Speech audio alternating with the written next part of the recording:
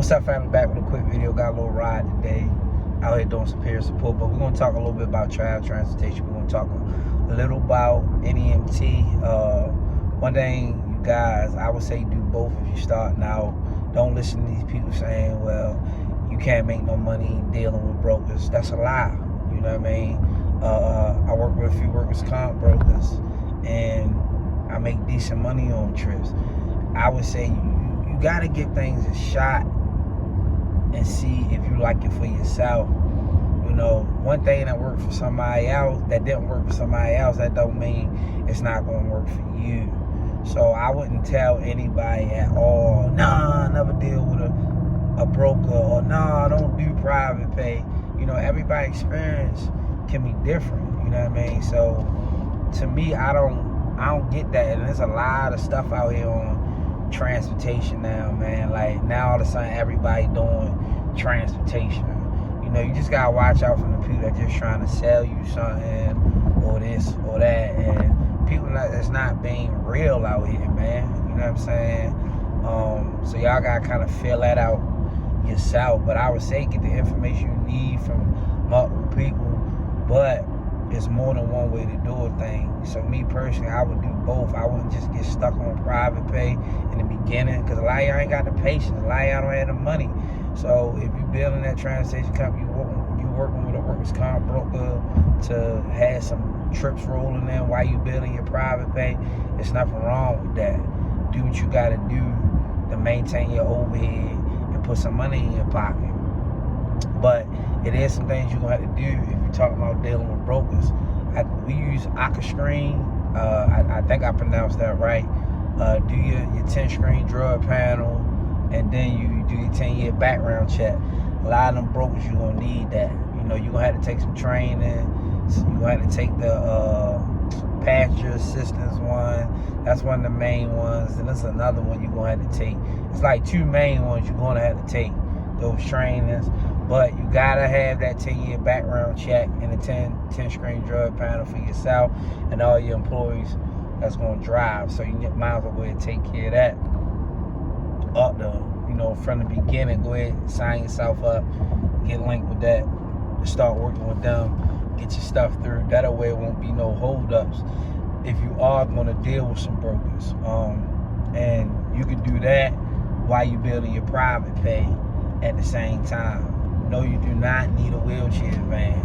You know, you do not need a wheelchair van. Now, one thing, y'all know I got bigger vans because we transitioned from child transportation into NEMT. You know, we built our business on private pay with child transportation, bigger vehicles. Then we jumped into NEMT. And you start working with them workers' comp brokers. You know, you're dealing with them people that's, crippled and trying to get themselves back to normal.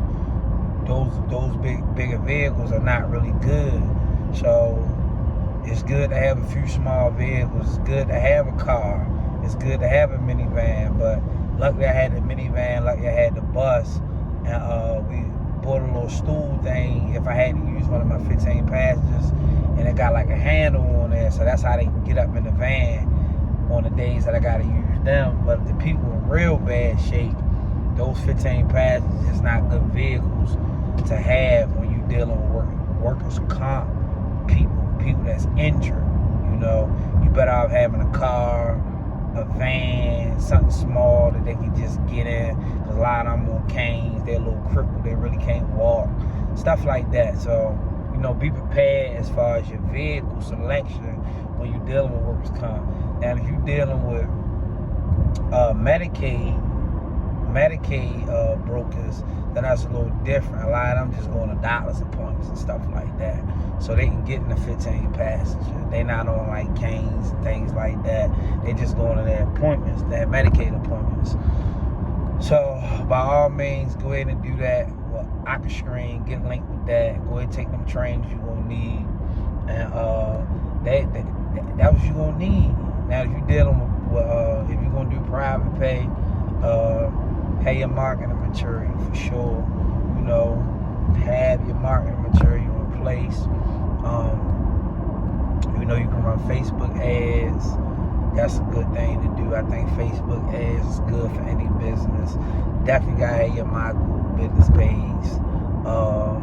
And you definitely want to have somebody on the, out there on the ground every day, at least a few days out of the week, visiting hospitals, visiting nursing facilities, places like that. I wouldn't be out there going to people's houses, leaving signs at people's doors and stuff like that. One thing that's worked for me was yard signs. I always use yard signs. They always work for me. I know that's going to be hard for a lot of women to go out there and push that, but you really got to get this transportation stuff effort. You know what I'm saying? You got to put some energy towards it. It's not as easy as it look. It's really not. It took, myself, I'm just bringing on a scheduled person, somebody that answers my phone and stuff like that. And we've been in business 5-6 years. That's something that my wife did. So it takes patience, longevity. You're gonna have to be patient with this thing, man. And a lot of times, some people luck up in business. They blow up quick. You know what I'm saying? Some people don't. It take a little time. And some people, they might make, even somebody making, I guess I just look at stuff different. Even if somebody did make $200,000 a year, y'all get super excited about that stuff. So if somebody say, "Oh, I made $200,000 a year, $250,000 a year doing this," but you gotta see what they made after they overhead. You know what I'm saying?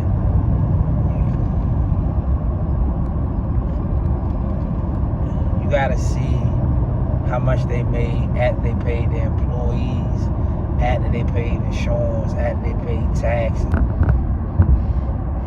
Yeah, you have to look into all that, That way you'll have realistic expectations on how much money you think you can actually make in this business, You gotta do that to really see if this is something that you really want to get into, That's all I really had on this video, you guys. I'll drop another video, but that's just some things to just have in place if you're dealing with brokers, if you're gonna deal with brokers, or if you're gonna go to a private pay route. Y'all be blessed. I'll catch y'all on the next one.